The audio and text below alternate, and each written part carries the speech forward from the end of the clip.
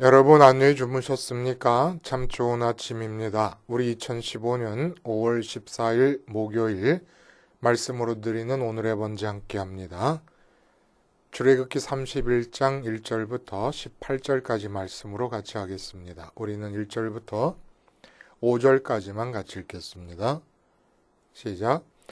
여호와께서 모세에게 말씀하여 이르시되 내가 유다 지파 훌의 손자요 우리의 아들인 브살레를 지명하여 부르고 하나님의 영을 그에게 충만하게 하여 지혜와 총명과 지식과 여러 가지 재주로 정교한 일을 연구하여 금과 은과 노수로 만들게 하며 보석을 깎아 물리며 여러 가지 기술로 나무를 새겨 만들게 하리라.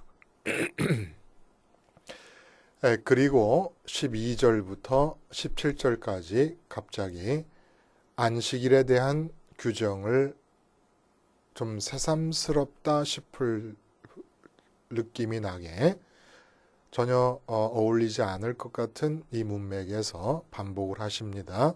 그리고 맨 마지막 18절에 여호와께서 시내산 위에서 모세에게 이르시기를 마치신 때에 증거판 둘을 모세에게 주시니 이는 돌판이요 하나님이 친히 쓰신 것이더라 라고 하는 이야기가 기록이 되어 있습니다. 오늘 이 본문을 중심으로 하나님의 손가락과 태블릿 PC라는 제목의 하나님 말씀 증거합니다. 하나님의 손가락과 태블릿 PC. 여러분 태블릿 PC는 컴퓨터잖아요. 그렇죠? 다 아실 것입니다. 그런데 가장 두드러진 특징이 뭐냐 하면 이 노트북도 그렇고 보통 우리가 집에서 사용하는 데스크탑 컴퓨터도 그렇고 컴퓨터를 이용하려면 자판을 통하거나 마우스를 가지고 글자를 새겨 넣어서 명령을 주거나 아니면은 뭐 마우스로 아이콘을 클릭하거나 해서 작동을 시킵니다. 그런데 이 태블릿 PC라는 것은 사람이 이렇게 가방 속에 넣고 쉽게 들고 다닐 수 있고 노트북보다도 훨씬 가벼워서 아주 잘 이용할 수 있는 유용한 물건인데 어떻게 작동시키냐면 키보드가 없습니다. 키보드가 없이 패드라 그러죠. 패드. 그냥 그 액정 화면에 손가락이나 전자 막대기를 가지고 직접 글자를 써서 명령을 넣으면 컴퓨터가 내가 쓴 글자를 인식해 가지고 작동을 하게 돼요. 이게 바로 태블릿 PC입니다. 이게 2000년대 초반에 그 인터넷을 찾아봤더니 마이크로소프트사가 이 태블릿 PC를 처음으로 만들었는데 인기를 못 얻었나 봐요. 전혀 활성화되지 못하고 있다가 2010년 4월에 애플사에서 태블릿 PC의 이름을 아이패드, 패드라고 하는 게 이렇게 작은 널빤지 말하는 거 아니겠어요? 이 아이패드라고 하는 것을 만들어서 사람들한테 이제 굉장한 호응을 얻기 시작하면서 2010년 11월에 6개월 뒤에 7개월 뒤에 삼성이 갤럭시 탭이라고 하는 태블릿 PC를 만들고 그 다음에 우리나라 LG전자가 또 G패드라고 하는 태블릿 PC를 만들고 중국에서는 레노버라고 하는 회사가 유명하게 아주 태블릿 PC를 잘 만들어낸다고 합니다. 이게 지금 2000년대 와서 되어진 이야기 아닙니까?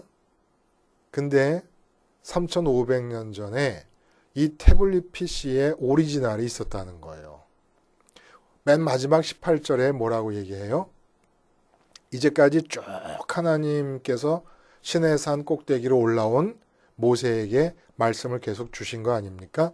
그리고 마지막에 이제 말씀을 다 마치시고 돌판을 2개를 이제 모세가 들고 산을 내려오게 되는데 이 돌판이 18절에 보면은 뭐라 그러냐면 하나님이 친히 쓰신 것이더라 이렇게 기록되어 있잖아요. 하나님이 친히라고 하는 이 친히라고 하는 이 단어가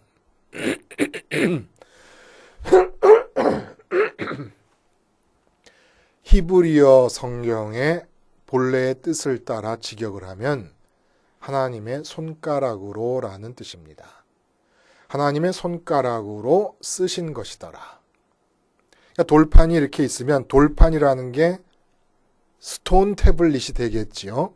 태블릿이라는 말 자체도 판이라는 뜻이니까 스톤 태블릿에다가 하나님이 손가락으로 쓰신 거예요.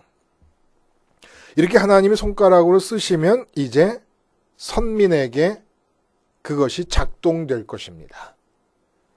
다른 신을 섬기지 말라. 살인하지 말라.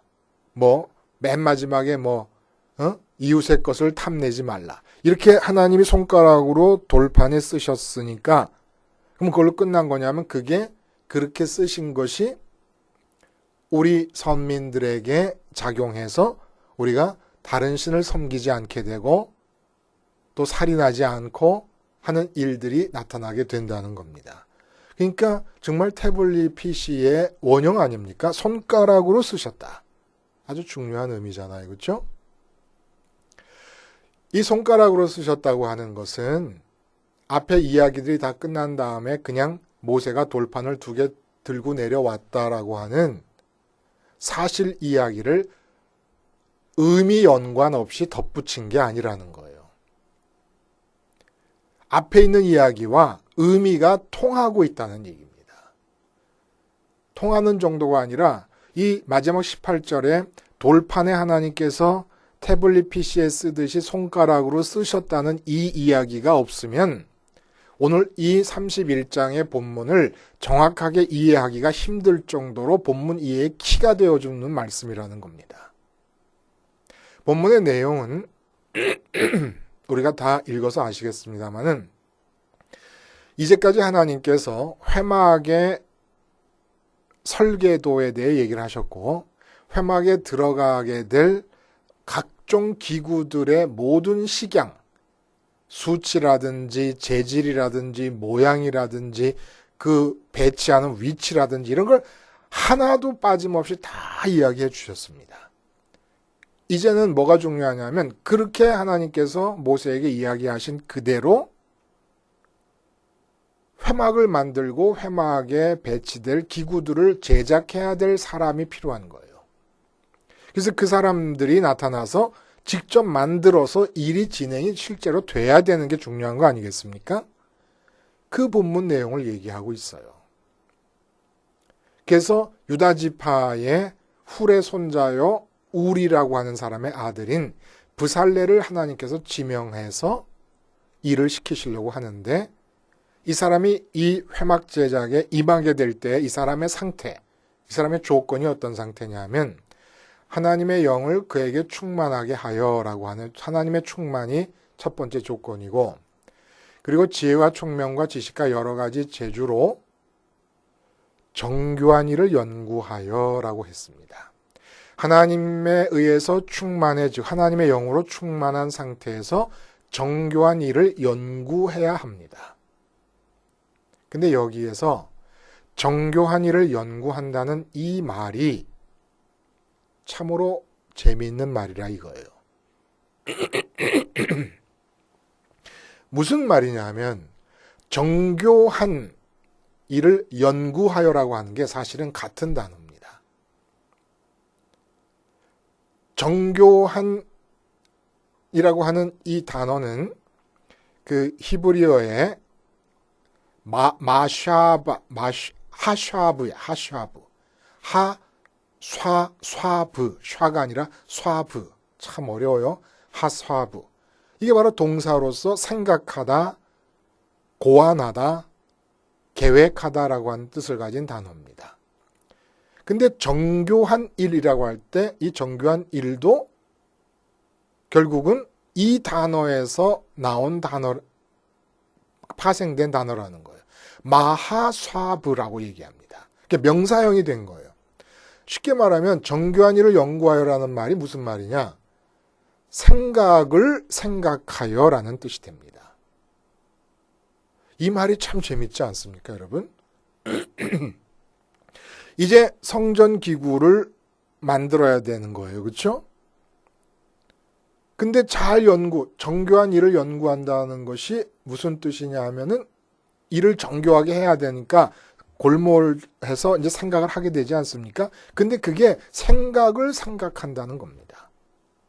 그러니까 자기가 생각을 만들어내는 게 아니라 이미 있는 생각을 받아들인다는 얘기예요. 그래서 만들어 간다는 얘기입니다. 그래서 이 정교한 일이라는 것은 하나님의 앞서 있는 생각을 말합니다. 그리고 연구하여라고 하는 말이 바로 이 부살렐의 생각을 말하는 겁니다. 그러니까 부살렐이 자기의 생각으로 하나님의 생각을 받습니다. 모세가 하나님께서 말씀하신 대로 법궤는 이렇게 만들어라 다 얘기를 했어요. 그러나 그렇게 얘기한 대로 내가 받아들여서 일을 하는 게 아니라는 얘기입니다. 모세에게 얘기했지만 모세에게 얘기한 그것을 하나님께서 충만하게 그 사람 안에 거하시면서 하나님이 부살렐이라는 사람의 생각이라고 하는 태블릿 PC의 화면에다가, 그러니까 아이패드라 그러면 그 패드에다가 부살렐의 생각이 패드가 되어서 그 패드에다가 십계명 돌판에 손가락으로 쓰시듯이 당신의 생각을 적어내셨다는 거예요. 이게 바로 정교한 일을 연구했다 하는 말이에요. 생각을 생각했다. 생각을 생각 안으로 받아들였다. 이 말이 이게 보통 말이 아닙니다. 어떤 의미에서 보통 말이 아니냐 하면은 지금 선민에 관한 역사가 지금 계속 진행되고 있는데 우리가 쭉 읽어오던 중에 선민에게서 나타난 첫 번째 노동의 현장입니다. 아직 하나님께서 지시하는 상태고 노동 자체는 나중에 일어납니다마는 첫 번째 노동에 관한 언급입니다. 그러니까 회막을 만들 때만 하나님의 영이 충만한 상태에서 하나님께서 손가락으로 부살렐이라고 하는 사람의 생각이 태블릿 PC의 화면이 돼가지고 거기에다가 당신의 생각을 돌판에 손가락으로 쓰듯이 손가락으로 쓰는으로써 그 생각의 패드에 하나님이 손가락이 적어준 말대로 만들게 되는 거 아니에요? 밖에서 제시된 얘기와 안에서 하나님께서 손가락으로 직접 생각의 패드 속에 적어주신 것과 이게 차이가 있지 않겠습니까? 근데 첫 번째 노동에 관한 이 얘기를 하면서 선민이 앞으로 근로자로서 또 삶을 살아야 되잖아요. 노동을 하면 살아야 됩니다. 그때 그 노동의 원리가 뭐냐 하는 걸 가르쳐 주시는 거예요. 선민이 하루 동안 나가서 노동을 하면서 산다는 것은 어떻게 사는 것을 말하느냐? 내 생각이라고 하는 태블릿 PC의 화면에 하나님이 손가락으로 적어주시는 대로 작동하는 듯이 살아가는 것이라 이겁니다. 그래서 마지막 18절에 두 돌판에 하나님이 손가락으로 쓰셨다라는 얘기가 나오고 그 손가락으로 쓰셨다는 얘기를 다른 말로 하면 정교한 일을 연구하여 정교하다는 건 아주 교묘하게 치밀한 걸 말하는 거 아닙니까? 그게 하나님의 생각이 그렇게 치밀하지 하나님의 생각에 머리털끝만큼의 오차가 있을 수가 없지 않습니까? 그러니까 그렇게 하나님의 생각이 나의 생각의 패드에 기록되게 되는 것을 말하기 위해서 또 18절에 있는 말씀이 첨가가 된 것이에요.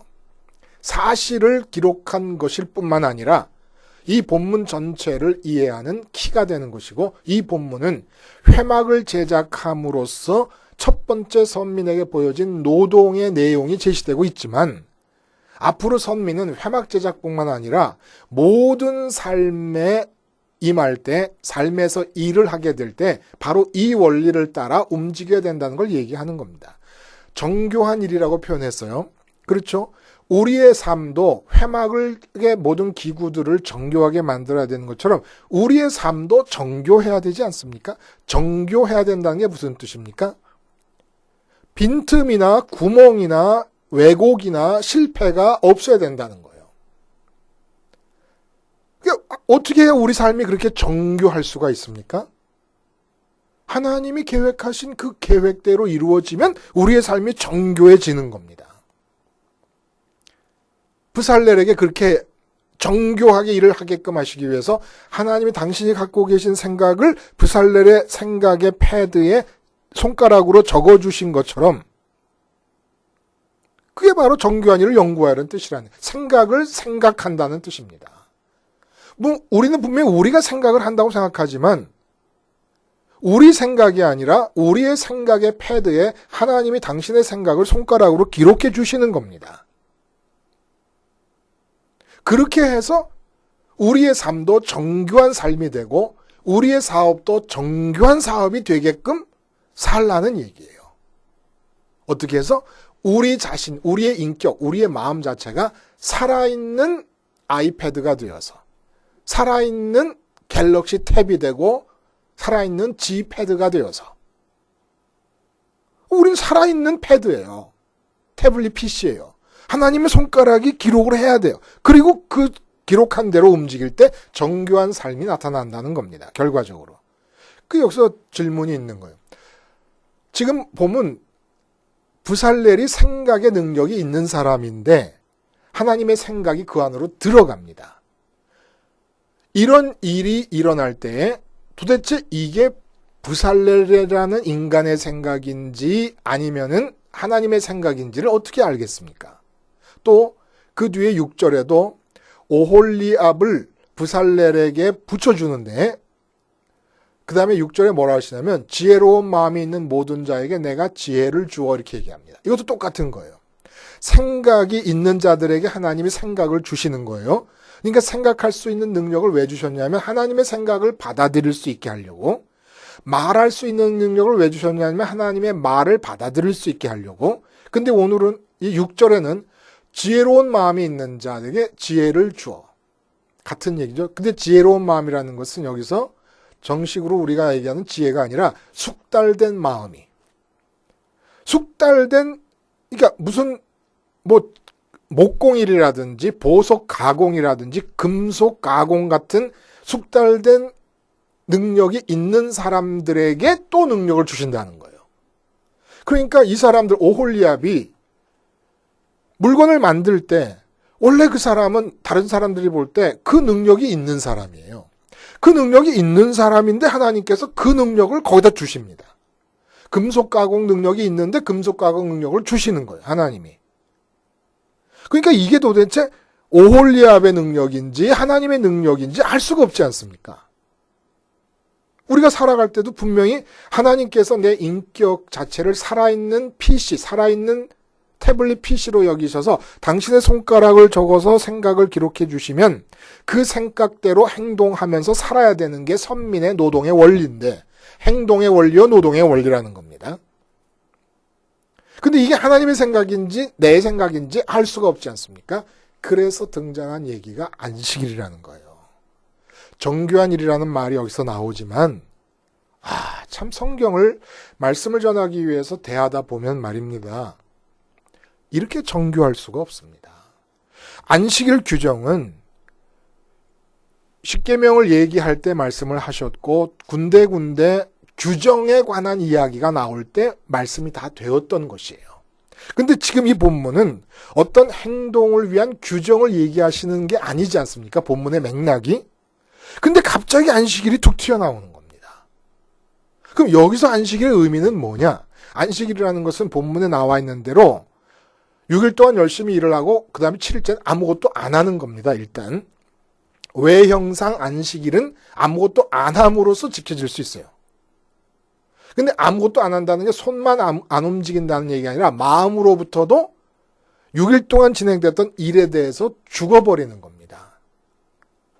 이 안식일을 통해서 지금 브살렐과 오홀리압이 회막의 모든 기구들을 제작을 할 때, 내 손끝에서 일어나는 결과물들이 기가 막힌 거예요.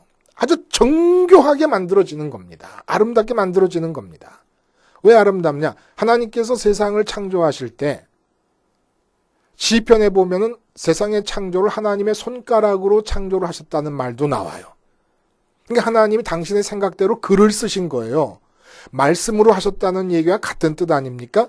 당신 생각대로 이 무의 패드 위에, 무라고 하는 태블릿 PC의 화면 위에 글자를 쓰시니까 그 글자대로 세상이 나타난 거예요. 손가락으로 지으셨다 그래요. 이렇게 우리의 마음속에 하나님께서 글을 쓰셔서 우리 행동이 나타난 건데, 이게 하나님께서 하셨다고 하는 것을 알려면 자기가 만든 건데 너무 아름답잖아요. 그렇죠? 그러니까 보시기에 좋은 세상을 만드신 것과 마찬가지로 회막도 하나님이 보시기에 아름다운 디자인을 했을 것이고, 근데 오홀리압과 부살렐은 하나님께서 자기 마음에 써주시는 대로 행동이 나타나다 보니까 나타났는데, 이거 확 빨려 들어가거든요. 나 자신이. 내가 만든 작품에 내가 빨려 들어가는 겁니다.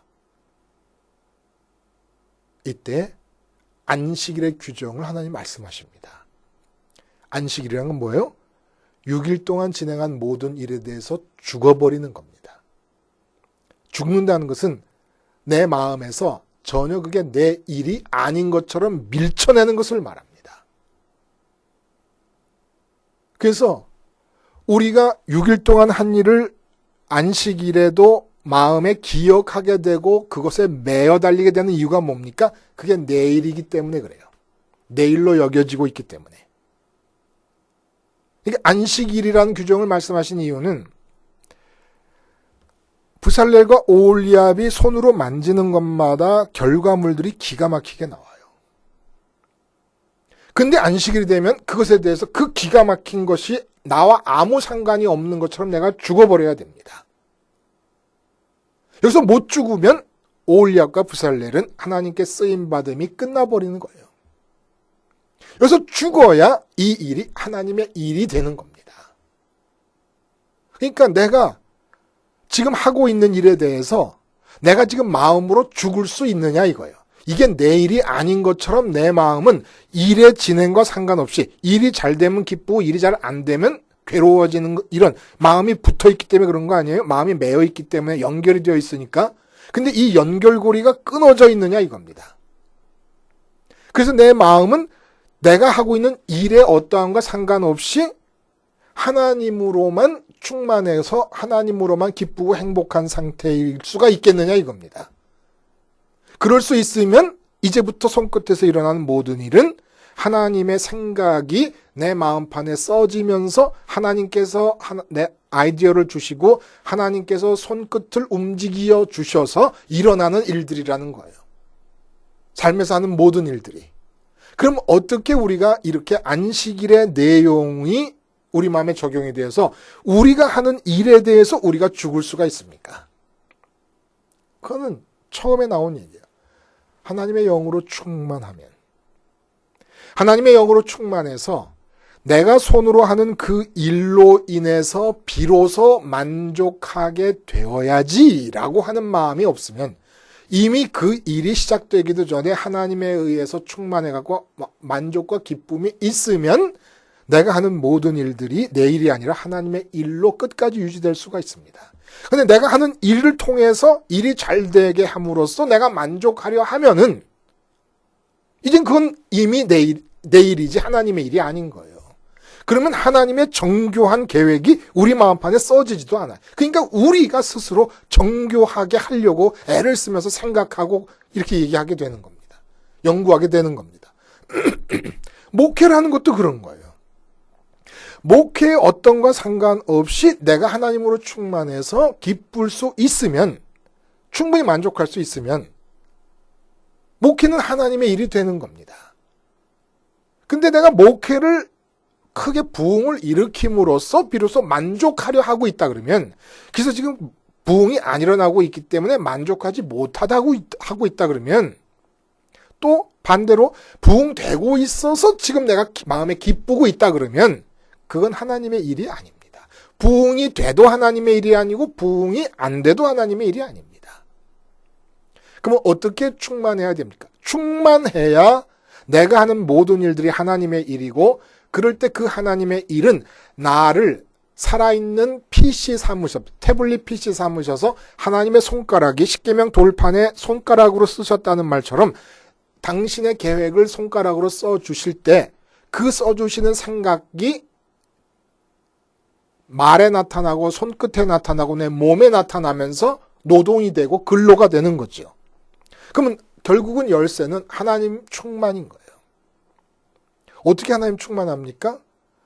여기 브살렐이 훌의 손자라세요. 훌은 누구냐 하면 아말렉과 전쟁을 할 때 첫 번째 전쟁 아니었어요? 선민으로서의 첫 번째 전쟁.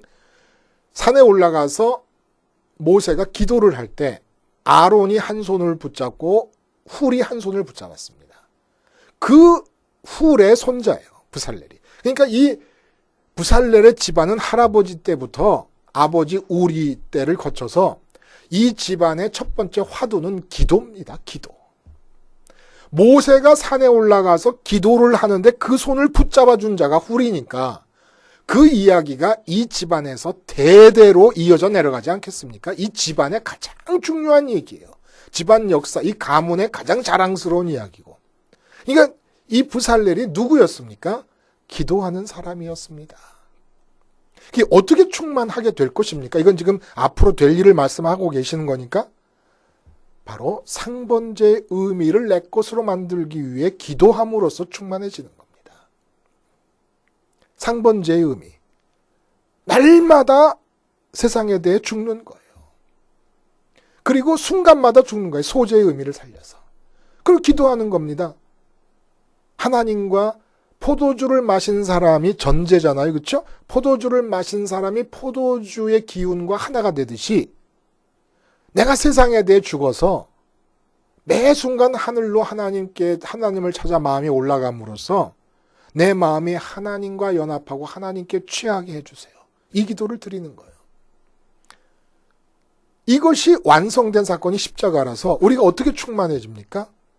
주기도문이 있어요. 구약의 주기도문과 신약의 주기도문을 얘기했어요. 그러나 그것이 길다고 생각되면 단축 기도를 드리세요. 어떻게 기도를 드립니까? 그냥 주님이 십자가에서 죽으시고 부활하시고 승천하신 이 동선을 따라 내 마음이 가게 해달라고 기도를 드리는 겁니다. 주님이 십자가에서 죽으셨으니까 하나님, 내 마음도 십자가에서 죽되 무엇에 대해 죽는 겁니까? 내 몸이 죽는 건 아니니까 내 마음이 이 땅에 대해서 죽게 해주세요. 땅에 대해서 죽게 해주신다고 하는 것이 무슨 뜻이라고요? 땅에서 기쁨을 찾지 않게 해주세요. 땅에서 만족을 기대하지 않게 해주세요. 땅에서 행복의 조건을 구축하려 하지 말게 해주세요. 죽게 해주세요. 돈이 없다고 있다고 상관없이, 사업이 잘 된다고 못 된다고 상관없이 오직 마음이 주님과 함께 죽게 해주세요. 이게 안식이에요. 이게 안식. 이 안식의 과정이 있어야 하나님의 일로 유지가 되는 겁니다. 내가 하는 모든 일이. 그리고 나서 그 기도 뒤에 주님이 부활하셨으니 내 마음도 다시 살아나서 이제는 오직 하늘로부터만 기쁨을 찾는 사람으로 살아가게 해주세요. 부활의 의미가 그거예요. 방향이 바뀌었다는 겁니다. 그리고 주님이 승천하시네. 그러니까 승천하신 주님 따라 내 마음이 아버지께로 가게 해주세요. 그리고 기도가 계속됩니다. 어떻게? 지금 승천하셔서 주님은 주님대로 멀뚱멀뚱 계시고 하나님 아버지는 아버지대로 당신 방에 멀뚱멀뚱 계십니까? 우리가 우리 아들과 아버지가 서로 그렇게 멀뚱멀뚱 있는 것처럼 그러지 않죠. 삼위일체. 주님이 하나님 아버지와 끊임없이 교제를 하십니다. 그 주님 안에 우리 마음이 들어가서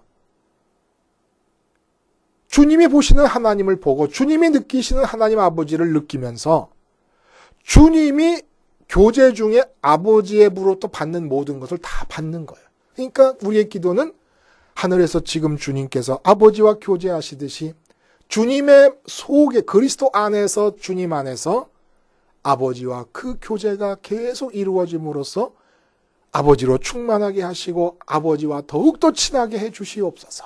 이 기도, 이것이 우리를 충만하게 해주는 겁니다. 그러니까 십자가를 기억하는 시간만큼 충만의 정도가 결정되는 거라 이겁니다.